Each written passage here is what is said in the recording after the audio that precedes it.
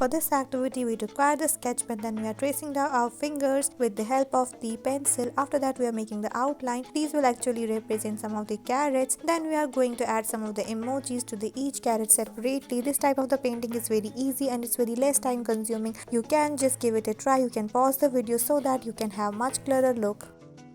Take some of the modeling clay and just make some of the tiny circles and then spread them with the help of your index finger like we are doing on your screens. This one is very cool and it looks so nice. See how beautiful these flowers are, and it's very less time consuming. We are just making some of the honeybees as well.